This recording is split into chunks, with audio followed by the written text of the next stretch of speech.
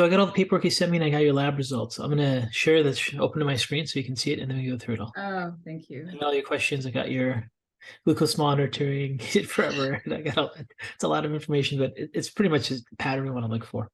Let me Yeah. share my screen here. Okay. So when we finished up the treatment plan was different phases, right? So the first goal was like dampen your inflammation, get your mitochondrial efficiency going, progress into Yep. long-term fasting for 3 to 5 days, develop neuroplasticity regions of the brain that have been injured from past traumatic injury. Continue with your current anti-parasitic protocol, which seems to be working for you. Rule out mold allergy, which we have done now with the labs. And then evaluate the possibility of hormone support for phase 1 treatment. That was kind of, these are the main goals, right? And everything good there. And then we wanted to go into phases of care. And the phases of care, like phase 1, we had a lot of things all at once. We wanted you to get into ketosis. We wanted you to get into a 3-day fast. We wanted you to work out with a stationary bike, not exceed your fatigue levels, go with the autoimmune paleo diet, so doing some complex motor movements, some balance exercises, continue working with your physician for thyroid hormones, which we can go over. I know you have some questions there. And then consume 10,000 milligrams of fish oil per day, complete blood tests, which you completed. And then you can email me these symptoms which you've been doing, brain endurance, general fatigue. And you gave me a key of you made your own key of your symptoms for everything. That way it's easy to think about it every time. Yeah, whatever works is as long as we keep track and we're communicating. Your observation and communication back to me is like really the most important, so we kind of figure things out as we go through it. So you're Yeah. hyper aware of everything. Yeah. Pretty good. It's helpful. Okay. So then I circle all the things you want to go over. So we'll go over everything that you had concerns about. Just make this a little bit smaller so we can read it. Let's go over your lab test first. Okay. Sure. That's great. That's right at the end here. So we wanted to see what's going on. We know we're concerned with neuroinflammation, chronic traumatic encephalopathy. We want to get your inflammation and brain down. We want to get rid of those injured cells. We want to switch you out of an anti-inflammatory state. So part of this was to see if you had any intestinal permeability or any endotoxemia. And everything here is the normal range. So you have no indication of leaky gut. Even though you're doing this parasitic protocol and parasitic issues, your tight junctions are maintaining. So that's good. That is good. I was kind of shocked. You don't always get, and then your blood-brain barrier is intact too. So those are both, those could really slow everything down. So those are both good to see. Now here is SARS-CoV-5, and SARS-CoV-5 is looking at tissue antibodies. Okay, Yep. and these are all different tissues throughout the body, and you see the range equivocal and out of range. Equivocal is one standard deviation above normal. We still consider that clinically positive, and then 2 standard deviations above the mean normal is red. Okay, so autoimmunity, like 1 standard deviation doesn't matter. Most lab workers, they use 2, but for antibodies, autoantibodies, we don't want 1 standard deviation above the mean. We don't want anything about, outside of normal. Okay. Now, what these antibodies mean is you're having some autoimmune reactivity there, but it does not necessarily mean you have an autoimmune disease. So how it works is, antibodies show up for some people and at different times. And then when the antibodies show up, this is without any symptoms. It's called silent autoimmunity. So you just have the antibodies in lab work with no symptoms. They call that silent autoimmunity. Mm-hmm. You can have someone that then develops, and you can't tell just from this lab test alone. You have to correlate these lab results with your symptoms and other findings. Okay. Okay. And then so that's silent. So we know all of these at the very least are silent autoimmunities.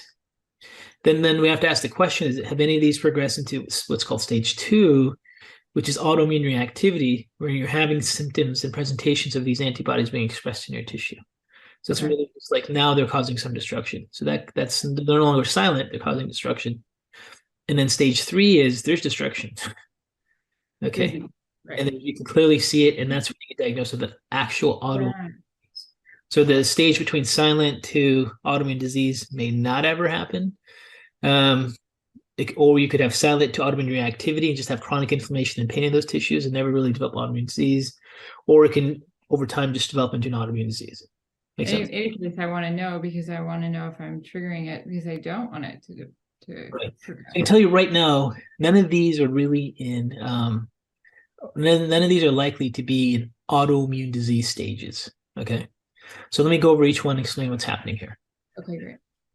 So intrinsic factor is the protein that carries B12 across your intestines.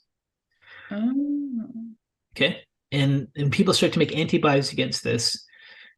and they get enough destruction against this protein, then they start to develop B12 anemia. Now, this type of B12 anemia is called pernicious anemia. Okay. So pernicious anemia is autoimmunity against intrinsic factor. It's an autoimmune disease. Okay. Mhm. Now, looking at your lab work, I didn't see any signs of B12 anemia, autoimmune disease. Okay. Your homocysteine, which is a marker for could be a marker for B12 levels being ideal, is not as good as we want to see it, but you don't Okay. have anemia. Okay. Now, you should know for the rest of your life, if we never talk again, for the rest of your life, you're always going to be looking at your complete blood count, your CBC. It's always done Yeah. routine. And if you ever start to show up with a B12 anemia, okay, it's most likely related to this intrinsic factor autoimmunity. And it would just be the homocysteine that you're looking at? No, it would be actual. I'll show you. It'll be Okay. like your red blood cell count will go down, and I your think it MC, is going down. I mean, below the lab range. Okay. Yeah, maybe we'll double check it. When we look at it, I have it right here after this, but we'll take a look at that. So this is one of the Okay. things you want to look at. Homocysteine is just a marker for B12 levels. It doesn't necessarily mean it's a disease yet, okay? Or it just could be inefficiency. So you could have some level of intrinsic factor autoimmunity happening, which makes your B12 less efficient for absorption wise. They might need to take more, but you're not to the point where you have full blown anemia, right? And if you have full blown anemia, like you're not getting out of bed, you're going to be exhausted. You're not going to be functioning. Right now, you're having periods where your brain gets tired and you get fatigue and your energy levels drop. But when it's like real full blown anemia, like you're tired all the time, no matter what. Okay. Oh, okay. So this may or may not express. It's unpredictable. Everyone's different. But this, if your autoimmunity and your immune system keeps getting revved up, this is the areas where you have antibodies are the areas where you may likely have some expressions.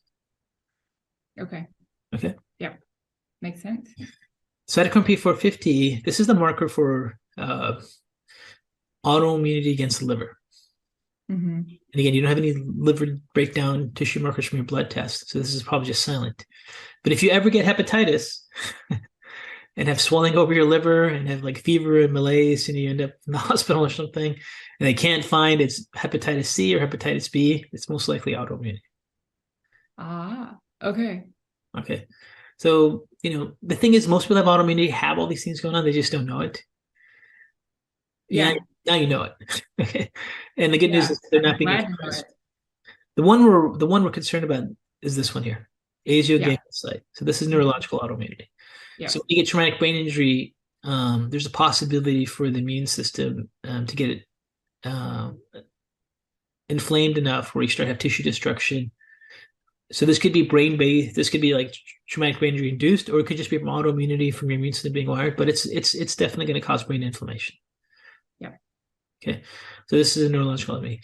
Now, in order for it to be autoimmune disease, you'd have to have like severe neurological deficits way beyond what we found in the exam. Mm-hmm. And usually, like, I'll do an exam when I think it's serious enough. I go, you need to get an MRI. Okay. Yeah. We didn't need that, and this will only be this could eventually or never, but depending on how it expresses, worst scenario that it could be like a autoimmune MS like pattern. I was going to ask if these progress to a disease, what would they progress to? Yeah. So this would be like neurological autoimmunity, and MS is like very very difficult to diagnose at times because they require like 3 to 5 lesions at different spots throughout the central nervous, more than 3 spots in the central nervous system with scarring and healing. And there's the actual different criteria by different radiology groups. But yeah. And most people that have like autoimmune demyelination will have some like injuries throughout their spinal cord, but it doesn't fit the criteria. So they call it like demyelinating unknown disease. They won't name it MS, right? Yeah. So nothing to. I wouldn't be worried about all this. This is nothing here that really screams anything, but we do know you have a neuroinflammatory autoimmune component, and these other ones are silent. Those are things you need to keep your eye on. It's something to watch, right? Because what you say is that it never goes away. It just will be in remission. Yeah, like right now for our clinical goals, this lets us know like your brain inflammation could be triggered by anything triggers your immune system. And your brain inflammation is going to impact your brain fatigue. It's going to impact your energy levels throughout the day, right? Because right now, when I was reading your update, it seems like your energy levels are going down at the end of the day, which is most likely not related to your blood sugar ketones, most likely related to your brain fatigue. more like almost the middle of the day. Like Yeah. sometimes between 12 and 2 already it's as low as it's going to get. Yeah, It's crazy. exactly. So there's a now that we know there's a clinical component that if anything triggers your immune system, you can have more brain fog, you can have more brain fatigue, you have other, those factors. Okay. So it's more directly connected. So that's Yeah. what this tells us. Okay. Okay.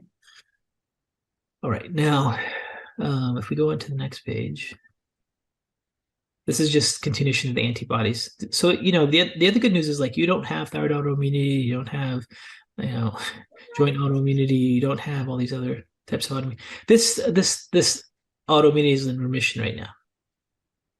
Oh, so okay, so it drops down and up and down and up and down. Yeah. Sorry, I shouldn't say. Oh, you don't have it right. You don't have any other type of like adrenal autoimmunity, phospholipid autoimmunity, joint autoimmunity. We know you have past Hashimoto's issue, right? Did you Is that definitive? did you have positive Hashimoto's? You just been on I thyroid. thought I did, and I took your class, and then I got to the very end and Okay. realized that I never had any positive That's right. antibody. That's right. So you don't have them now either. I was so confused because I'm definitely hypothyroid. Right. Well, let's go through that when we go to your lab test again. But this is just your Saturday 5. Okay. So this is your blood work. Your blood work, you have lots of errors up and down, but they're like slightly outside the range. They're totally meaningless. Don't let it. Okay. Okay. Wow, so blasé. Like hemoglobin A1C is 4.6. The range is 4.8 to 5.6. That's fine. You tend to have low blood sugar Yes. the day. So if you don't have as much circulating blood sugar around, then your hemoglobin A1C levels are lower. It's like a 4 to 6 week marker. Okay. Mhm.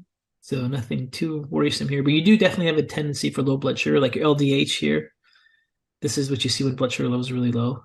Oh, really? Yeah, it's like a long-term marker. Like your LDH is an enzyme. It's called lactic acid dehydrogenase. It's in your blood cells. It helps control your blood sugar levels. There's a certain amount of it that leaks into the bloodstream, but if people have low blood sugar, you just don't have enough in your cell, and the levels are low. But it's not a disease or pathology. It's just a functional impairment. Your creatinine is just a marker that's associated with the kidneys. The kidneys clear it, and you don't have any other kidney markers. It's just 0.04 above normal. Like it's nothing. Okay. Mhm. Same with your phosphorus. The range is 2.9. You're 0.1 below the normal reference range. Doesn't mean anything. So, okay. Right on the edges. UIBC, again, this is a marker of unsaturated iron binding capacity sites. This is slightly low, but all your other iron markers are totally normal. So usually with a lot of these, you don't look at one marker, especially if it's borderline outside the range. You look at a pattern of other markers, right? So you have one kidney marker off the thing, but no other signs of kidney dysfunction or kidney disease. You have UIBC that's a little bit low, but no other signs of any abnormalities with iron status or saturation markers that are more reliable. Okay. Okay. Cholesterol's 224. Your LDL cholesterol is 134. These are just numbers that may or may not be important. When you look at risk, you don't look at one number. Yep. You look at ratios. So when you look at your total cholesterol versus your so-called protective lipoprotein HDL, you don't have any increased risk. Your LDL HDL ratio, you're 1.1. So you're actually below average risk in a lot of these. So even though your LDL levels are high, your total cholesterol is high, your HDL is very high. It's pretty good. So it could be pretty. Wow. So based on the actual cholesterol model of heart disease or different models of heart disease, your total cholesterol is high, but all your ratios between they call good and bad cholesterol, or these different proteins, the carriers of fat throughout your blood vessels are all healthy. So wouldn't worry about that. Okay. That's good. Yeah. So then we get to here, your C-reactive protein is good. Yeah. Oh, actually, your homocysteine is actually pretty good, 6.4. A little bit down. It kind of just goes up and down between 5, 11, 10, down. Yeah, so whenever it gets to like 11, that's when like you might need to add some more B12 or something. Okay. So taking B12 will not aggravate the autoimmune or the antibody. That doesn't affect that. Okay. No. If you want to be extra careful, make sure you take a B12 that's just B12. Sometimes they put intrinsic factor in B12 supplement. Oh, you don't want to. I don't want more of that, do I? We don't want any more of that. Like you're gluten sensitive and you start eating gluten. Okay. Oh, what about gluten? It'd be like if you were gluten sensitive and you took dietary gluten. Oh yeah, not good. Antibodies you don't want. So take it. Okay. Your T4 and T3 a little bit low. Yeah. But just like the 4.54. Like this is not that big of a deal. This 134, we'd like to see that a little bit higher. Like this could be considered an under conversion pattern, not converting T4 to T3. But you're taking thyroid replacement now, right? And you're like, I'm trying to figure out what to do with it, and you have issues with which your person will prescribe, not prescribe, and all that, right? Yeah, Okay. So right now, the most important thing is the insulin replacement. These T4, T3 levels can be all over the place. Okay. But the TSH is the one that lets us know you have enough to normalize your feedback loop of it. So that seems okay. Mm-hmm. Okay, so these we don't worry about these too much when someone's on thyroid replacement because they can be all over the place. But typically, like if you have a low T3 pattern like you do, you'd want T3. Okay. And I know you're having a hard time with your physicians in your country with doing T3, right? Yeah, I don't, it's not even shopping around, it's just finding someone that does something that makes sense to me. Yeah. So from a lab testing point of view, like from a functional lab perspective, we like to see these T3 levels in the 100 range or higher. Like a C71 to 180 is like the reference range. You're even below the lab range. Yeah.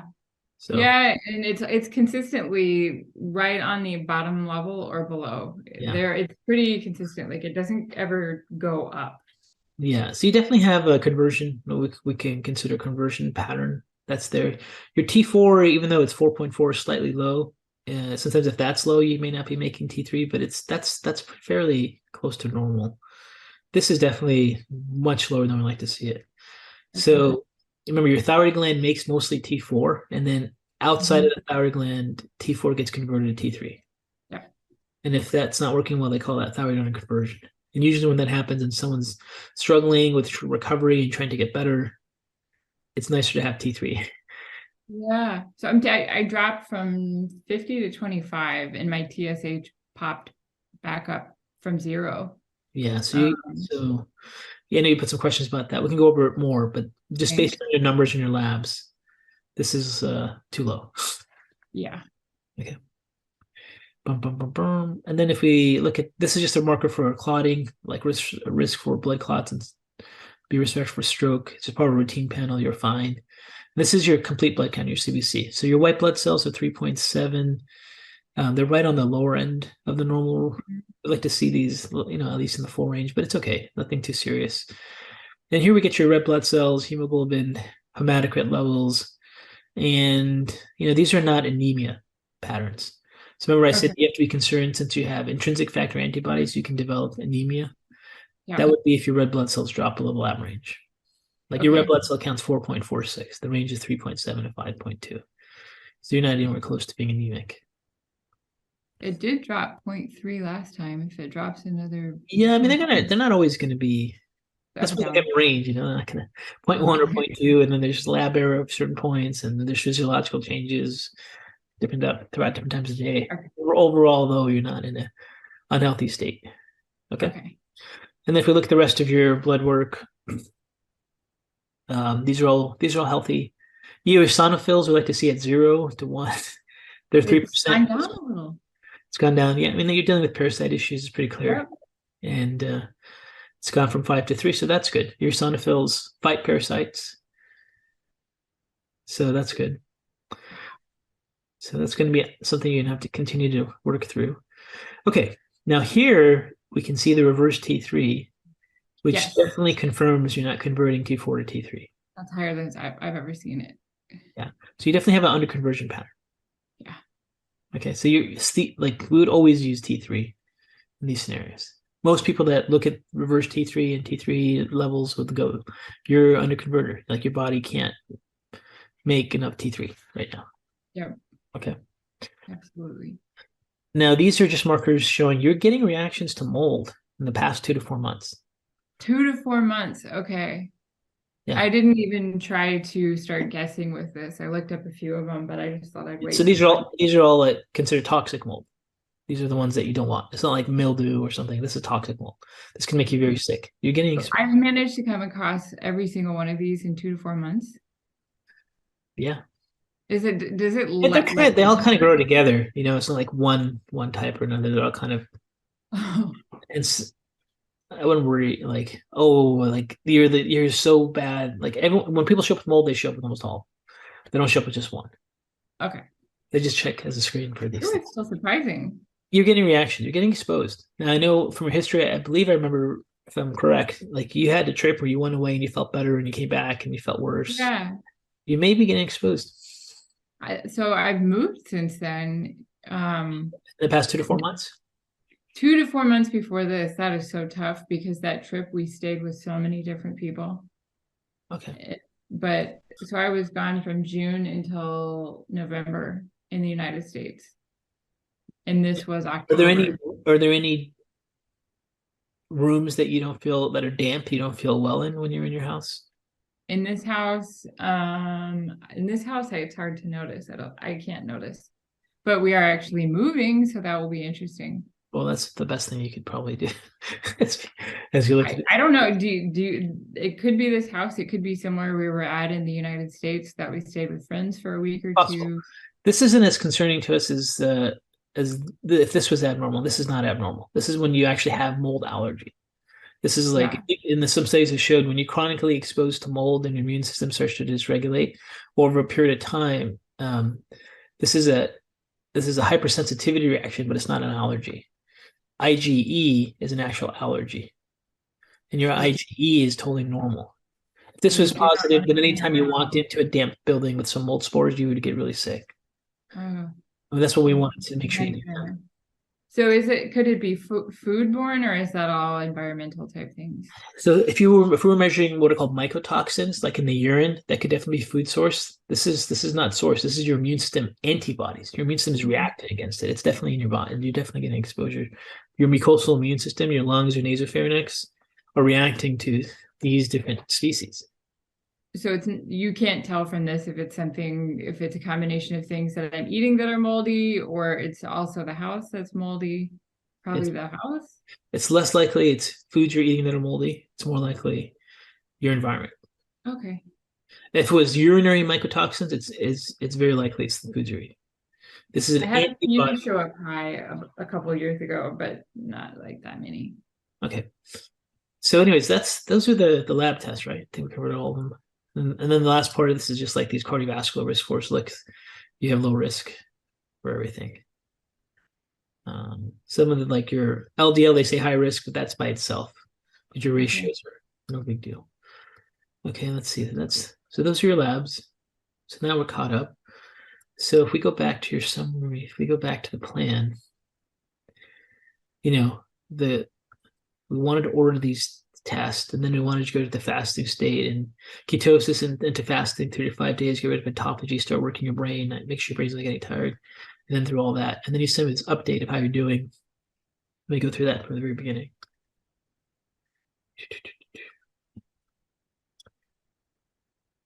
You had a bunch of questions here. Okay. So you're following everything: FODMAP diet, ketogenic diet, neuro rehab exercises, HIIT, fish oils, calcium, potassium, right? That's all fine. These are like, every little thing isn't critical. Like my HIIT was limited the first 2 weeks. It's okay. All right. You pass massive amounts of stones. That's really interesting. I wonder if your ejection fractions were related to the parasite infiltrations there. And since you've been in your parasite protocol, it's helped. It's very possible that's what's happening here. So the person you're helping you with your parasites is doing a fantastic job. And I think everything looks great there. So just have to give a little bit of time. But that's there. Okay. And then, so continue with that. All the appetite has never been lower in my life since starting protocol as well. You mean like you're not hungry? Like eating doesn't sound good. Yeah, that's common. When you're in ketosis, like you're just not hungry. Like unappetizing. It's so weird for me. It's so weird. I mean, it's kind of. So that's common with anyone who gets into ketosis. There's just because the ketones keep your appetite centers like suppressed. Really suppressed. Yeah. And for coffee too, huh? Could be anything. Yeah. Wow. Mm-hmm. Okay, so that's not abnormal. Okay, I have been getting mild nausea, nauseous during coffee enemas. Yeah, that's okay. This physical fatigue and brain fog. Okay. See very clear pattern, the highest in the morning and lowest in the afternoon. So let's talk about this. This could either be blood sugar or it could just be brain fatigue. Okay. I think it's more likely brain fatigue when I look at your levels throughout the day. But let's talk about that a little bit more. Muscle weakness. Notice energy drains in 5 seconds from my legs during hit, and then recovers slowly over the coming minutes. Yeah, what is your capacity right now? I don't think that's anything to worry about. Okay. Okay. This is like your brain fatiguing. Muscle weakness in hands lasting 40 hours after opening the jar. That's your brain fatigue because you have cerebellar symptoms and frontal lobe symptoms. Yeah. You're really trying to activate that. Wild. I've never noticed that before. Like 2 days later, my hand was still just kind of weird. So those are the stuff you want to look for. Yeah. A big part of your symptoms and not feeling well is just brain fatigue, and we're trying to, you've had so many head injuries, and we think you have these prime glial cells there. We're trying to want to get rid of them, but the areas where you probably have the highest amount of prime glial cells, the back of your brain, the cerebellum, and the front of your brain, your frontal lobe, those are directly involved with complex motor activity, which lets you know complex motor movement activities can really fatigue you. So when you're interpreting your fatigue levels, we got to see like how much of that is doing it. And we also want you to do some therapy with those things because we want to build connectivity, but it's finding the balance. Yes. And I'm curious why I'm not, like, according to me in my past life, I'm not doing anything right now. Okay, well, just keep an eye on it. And something that's definitely happened here. Yeah. Well, I mean, like, as far as like stressful things or like stimulus and things like that. Okay. Several episodes of low blood sugar. I saw your skin. Sometimes coincide with intense fatigue. Sometimes I feel fine. Yeah, I mean, you're in ketosis pretty well at this point. So your ketone levels, and if your ketone levels go up, your blood sugar is going to go down. Oh, is it? Yeah. Even that far? Okay. Yeah. It's like I know it's like in the 60s. You're concerned. It's fine. If you look at your charts, it's like this: ketones go up and glucose goes down. Okay, cool. You're using ketones for fuel, so that's a normal response. Okay. Cool. Now you can get hypoketonemia, like you burn off all your ketones you have really quickly, and your ketone levels drop, and you can get like a low blood sugar state, but it's actually a low ketone state. But more than likely, the fatigue you're having is probably just brain-based fatigue. Okay. So what lets us know is like, do you take naps? I can't really fall asleep. If I sleep during the day. Okay. Let's say differently. Can you take brain rests? Yes, I can do anything you tell me to do. Okay, just can you before you get really tired in the afternoon, before that happens or when you start to feel that, just close your eyes and just rest. Okay. Like let your brain just be in a resting brainwave activity and just kind of chill out for a little bit. I did that. I have Swedish class at night, which is awful for me, but to save up my energy, I went in the dark room and just laid there. Yeah. So that I can make the class. It helped. That's what you need to do. Like how long? What do you recommend? It's going to vary. Like for most people, it's going to be like 5 to 20 minutes. Oh, that's nothing. It's not that long. You just need to like give your brain a little rest, and then also make sure you eat some fuel, get some fuel in your system when that's happening, because it's like basically your mitochondria don't have the capacity anymore, and they're like they had enough. Okay. And so fuel, is it food or is it food? Ketones? Yeah, whatever you like, ketones or actual food. Okay, so if it tanks down around 12:30 or 1, which is not that long after lunch, then sometime just after lunch, go lay down. Yeah, it could be that. So here's the thing. If it is directly related to your meal, it is most likely your meal. Okay. If it's not related to your meal, it's just always the same time of the day, then it's probably your brain. Yeah. Okay. I think it's always... If it's related to your meal, then you're probably having too much. So even though you're eating ketones, you might just have too much for your system to process. So you might want to change your portion size and eat more frequently. Okay. Experiment with it. And then try to really think, is it related to your meal or not related to your meal? Is it related to too much stimulation, too much activity? The things you did the night before are going to impact your energy levels the next day. Okay. So if you're going to Swedish class late at night, the next day your brain endurance may be much lower. Okay. So try to find those connections. Okay. And then passing through worms after coffee enemas, that's good. Got to get that stuff out of there. I was wondering when I was going to slow down. Kill it and get rid of it. And get it out of your gallbladder. Yeah, out of everywhere, wherever it is.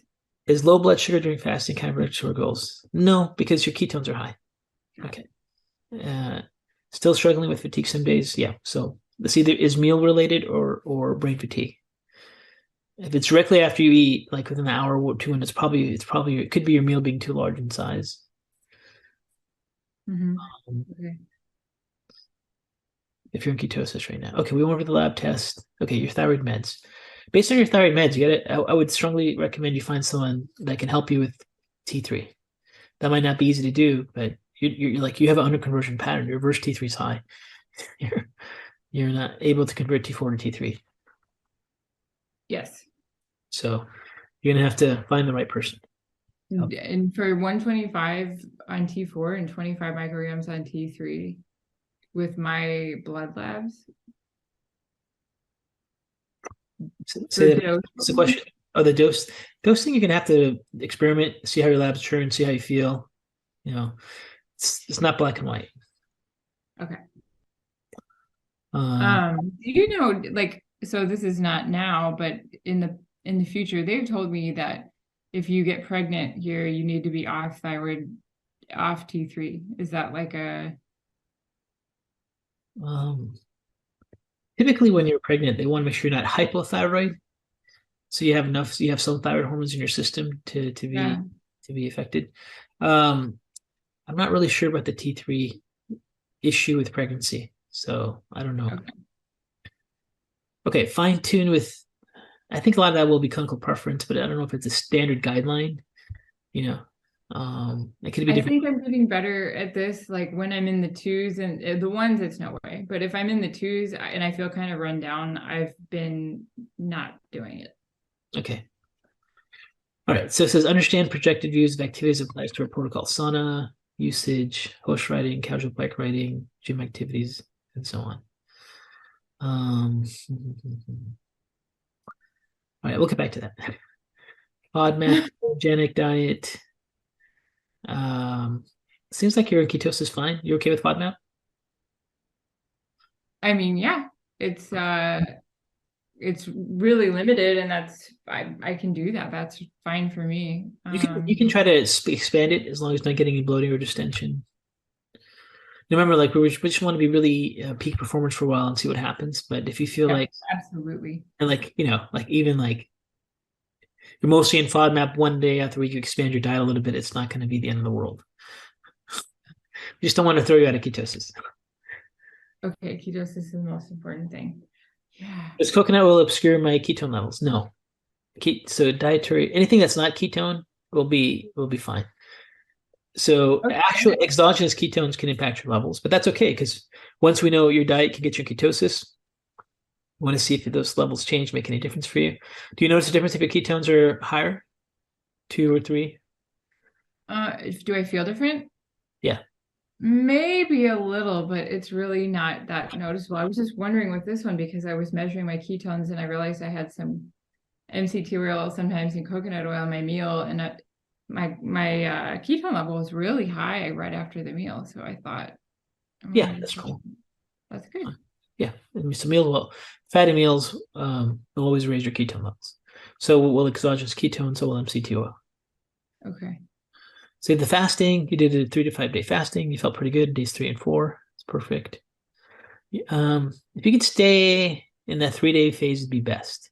We don't want you to lose too much muscle protein. Like, rather have you do more frequent 3-day fast than try to do like 1 5-day fast and take forever to recover and then lose muscle. We don't want you to lose any muscle. Okay. And then I'm not seeing any major changes with your brain endurance and anything, but we don't really expect to be honest with you. Remember, we said 6 to 8 months of those repeated protocols to start getting rid of some of the autophagy fast, like I'll show you here. Reevaluation of symptoms. We like when we expect to see symptom change.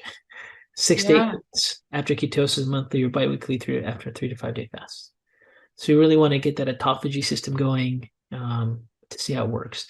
The brain endurance issue is important for us in general brain function symptom, just to see if you're fatiguing your brain. It sounds like you're still fatiguing your brain, and maybe you're not getting enough fuel to your brain, or having some larger meals than normal. We want to make sure that is optimized. Okay. Muscle fatigue, just to see what's going on with muscle fatigue is a consequence of your brain. So and your arms and it gets tired by the jars because your frontal motor cortex was involved and you had symptoms of like heaviness, other things in your questionnaire form. Those are prefrontal motor areas. So that's what we're looking for. These are all muscle fatigue is really not for us. Muscle fatigue is more brain-based fatigue. Sleep Yeah. quality seems like you're sleeping really well with all the stuff you I said. am. Yeah, so that's really good. And It is keep good. the levels during the week. In the big picture of things, you're doing everything right. Okay, and now it's just an endurance game. Yeah. So like Okay. just stick at it, stick with it. This is like one of those Okay. things where it's not going to change in 1 month. Like 6 to 8 months is where we're expecting to see like some of these fatigue ratios that you have scaled at 2 and 3 improve. You know what I mean? Yeah. Because right now they're Yeah. pretty consistent with what they are. So that's really where we're at. So I think you got the hang of everything, Yeah. and you're doing everything right, and you're still finishing your parasitic protocol. You definitely have the thyroid thing can slow you down because you don't have enough metabolic rate activity helping you with that. Um, and that's really the biggest concern when we first start someone on a protocol. And this is great. Everything you're doing here, just please, it's perfect if you keep track of it that way. It just makes it Yeah. really clear and easy.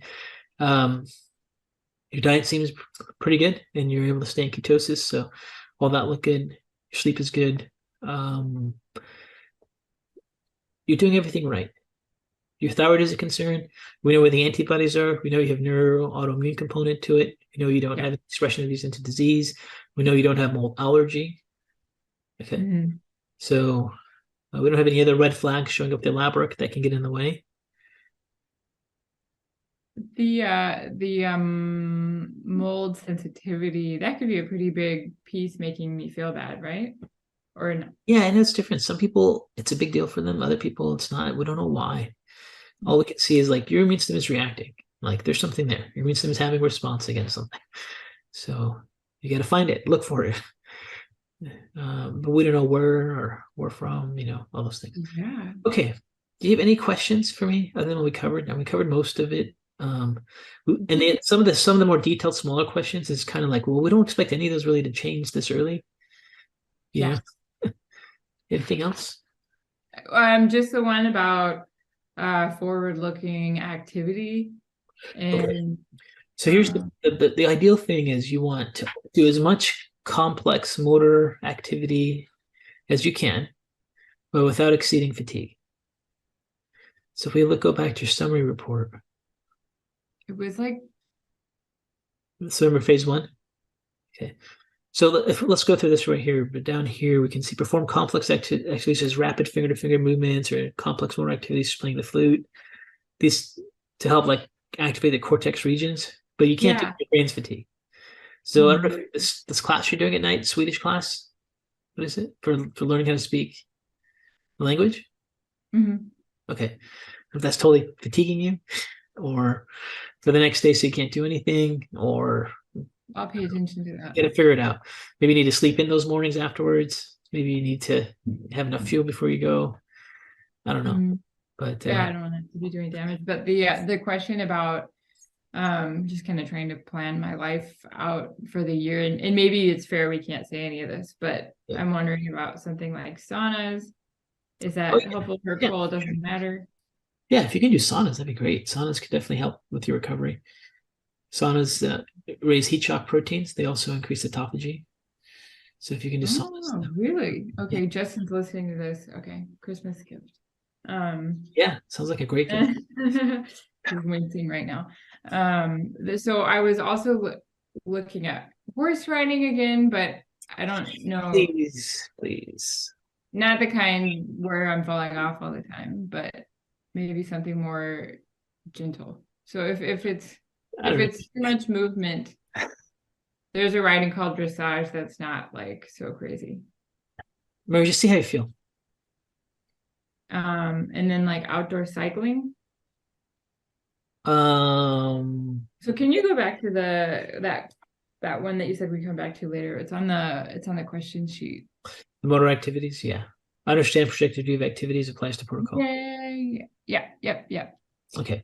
So as far as any kind of sauna and all that, it's fine. Just see how you feel. It should be okay. I mean, mostly it's stress to your body. You got to see how you handle the stress afterwards, right? It's Okay. Yep. hot temperature. Any kind of physical motor. So the areas we see signs of injury are the areas of your brain that are involved with motor activity. Motor activity being exercise, movement. Okay, they're not as much cognitive, not as much sensory. There's not as much visual. They're not as much auditory. They're motor. It's your cerebellum Mhm. and your frontal lobe. So when Yeah. those areas are injured, um, there's less efficient mitochondria there. There's less connectivity there. So it's very easy to fatigue them. Yeah. So we don't know what the rate of fatigue will be for you. But Mhm. if you do it and you feel exhausted, like just like how you felt when you were playing with the jar and then your hand was just fatigued for days and days, that means you exceeded your rate. Okay. But at the same time, if you don't ever use them, you can't recover. So So I could be doing some of this as long as I'm paying attention that I'm not yes. So you know how you felt with playing with the jar? that. Yeah. I had to squeeze it as hard as I could because the lid wouldn't come off. Right, but that like you feel again, it's like fuel goes out of the muscles, not back in the muscle, that kind of sensation. Yeah. That's brain, that's motor cortex fatigue. And so then if that is not happening, if I'm being very Yeah. moderate with this other Then stuff, like the perfect. movement, if the movement of the horse, if it's never made me tired, you know, Yeah, perfect. like I'm not clenching anything or stressing my muscles really hard. Again, you have to see how you feel. Now, one other component to yours is the cerebellum, so that up and down vestibular activity could like see how you feel. So if your motor cortex gets weak, fatigued, you're going to have the sensation like you had with the jar. Like feels like it into your muscles, it's just not recovering, it's just tired, exhausted, like that. If your cerebellum's involved, you may be more unstable. You may Okay. start bumping into things more. Okay. So it's okay Horseback to riding is more likely. try Yeah. as long as I don't, as long as I pay attention. What about like weightlifting, the same thing with all of that? It shouldn't be as big of a problem because it's pretty much like one plane of movement. Yeah. Okay. And again, see how you feel. Like all of these are going to be unpredictable. You have to pay attention to this. And like you could have days where you're exhausted. Maybe you went to your class and it was Yeah. fatiguing for you, and then you try to work out the next morning, and that combination is terrible for you. Oh, okay. Okay. So it's kind of like some trial and error on your own to see where you're at. I think I have a lot more latitude to do some of these things than Yeah. we'll see. Okay. But I mean, if you're finishing the a workout, just so I can understand, because like, I mean, if she finishes and she's feeling super agitated and like irritable afterwards, that's a sign of brain fatigue, I assume as Yeah. well, right? Exactly. So that's a Oh, Yeah. That's another good point. shoot. Are you which getting happens all the time. exactly? So Okay. I mean, not like to, but like you, yeah, just It's not being mindful of the often. fact that like when you, Yeah. I even the get bike rides that you've cranky, been doing, yeah. So but I physically feel so in a lot of ways I feel better after I do it, but then I have that brief like, So there's a possibility like you're having the hangry issue too, because when you're working with injured neurons, you need much, much more fuel to make them work because they're inefficient. So I would say definitely try to immediately take some ketones, see if that takes it. And if that's not working, then you're okay, probably doing too much. okay. I did one more question. Do you want me to add any labs for when I come back to the US for my parasite follow-up? You don't need to. We can check your panels again, but you're working with a great person already for your parasites that before we work together that don't want to deviate anything from that.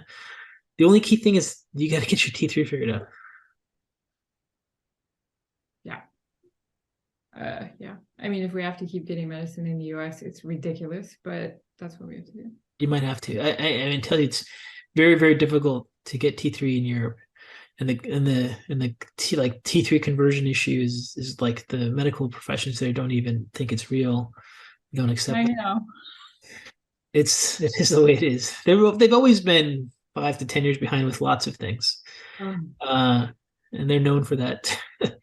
So yeah. it's very likely you'll have to get it in the U.S. when you're here. And then that's just the way it is. They don't let you mail it here even. I mean, we can mail it to the UK and my friend can bring it. It's really convoluted, but You're not alone. Doctor, People that have conversion issues that are in Europe that are doing similar things. we start. do you happen to, I mean, just out of from your experience, Dr. Karazin, do you know any countries in Europe where it is recognized? Not offhand. Okay, no worries. You got to understand, even in the US, there's a lot of hardcore endocrinologists are like, I don't believe in T3 syndrome, but then you have other groups that and communities in endocrinology that do. So, but anything like that takes a while to like infiltrate in. It's hard to argue. Like, listen, your lab levels are way, way below normal. Like, where's the disconnect? Like, and this is what replaces it. Why is that so difficult? And it's not like causing serious harm.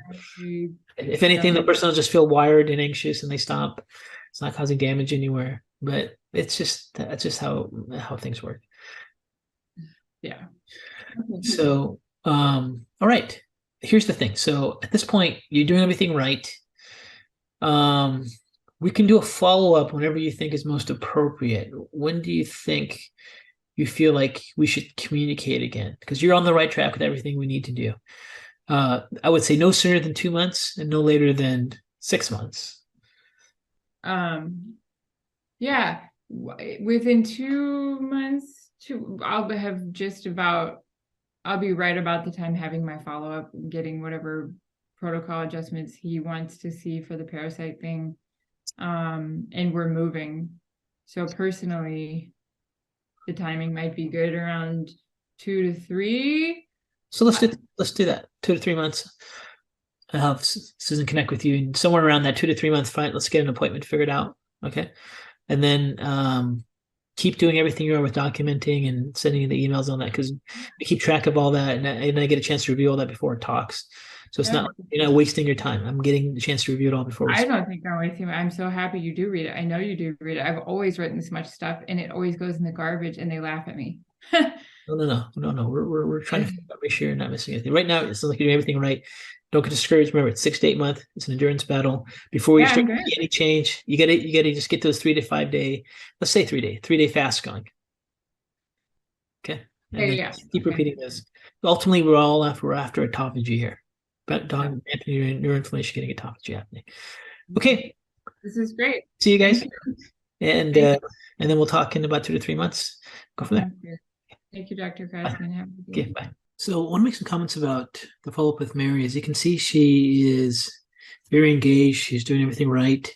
It's so important to do these regular follow-ups. And as someone who's got brain injury, potential for chronic traumatic encephalopathy, it's important to help them teach what mechanisms may be causing fatigue and how to avoid those and put themselves in a state where their brain can recover and repair. So that is a really key thing I want to highlight. The other thing I want to highlight is, even from the initial follow-up report about her case, is that we're going to have her do repeated 3-day fast to promote autophagy for the next 6 to 8 months. We're not really expecting major results in that 6 to 8 month window. And we're probably going to see results sooner than that.